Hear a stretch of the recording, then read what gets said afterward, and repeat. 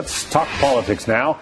Brand new polling out from the crucial state of Iowa, where Donald Trump leads the Republican field with 27%.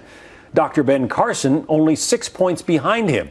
After that, Texas Senator Ted Cruz is in third place at 9%. Let's talk politics with Joe Trippi, a former Howard Dean campaign manager. Pete Snyder is a former candidate for Virginia lieutenant governor. Both are Fox News contributors. So Donald Trump continues his run at the top, Joe. I guess the question is, can it last? Right now, hey, John, I apologize. Bill Belichick must have gotten to my earpiece. I'm not hearing anything on programming right now. Pete, we appreciate the heads up. We'll try and fix that while I talk to Joe.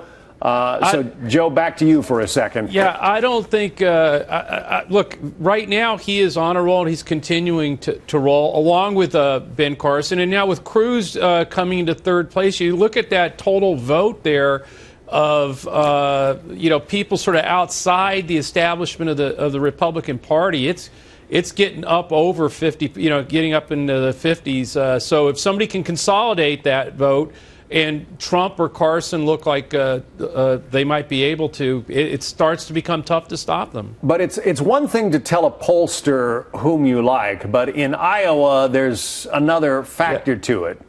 Explain that. It is. Look, the one thing, you can have great numbers in Iowa, you got to get your vote to the caucuses. It's a cold night in the winter. It's snow on the ground.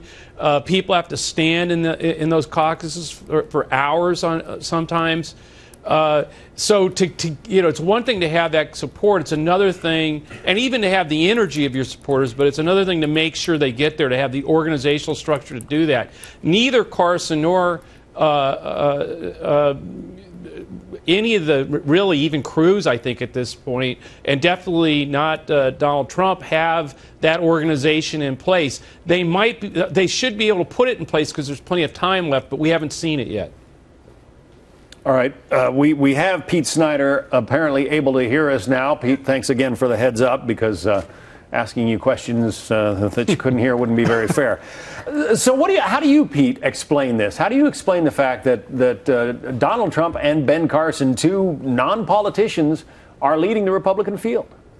Well, John, look, I'm glad that I thought I was at Fox News, not Foxborough, but glad to be back here. And, if you combine both Trump and Carson, you get over 50% of the vote in Iowa right now. So I think it's mass disgust with the way things are working in Washington and nationwide, and not a whole lot of love at all for politics as usual.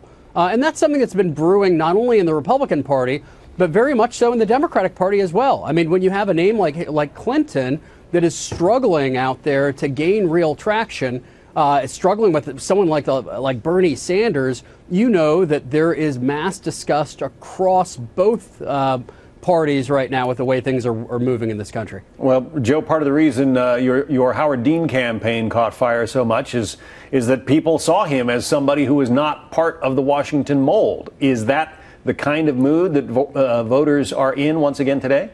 No question about it. The establishments of both parties, I think, are looking at, we used to talk about their conventional wisdom. Right now, they're both in conventional hysteria about what they're seeing brewing in insurgency campaigns on both sides. But I do think that Pete's right, though, particularly right now when you see the numbers on the Republican side, where it's more pronounced. I mean, well over 50% are sort of moving into those kind of insurgent, anti-establishment candidacies.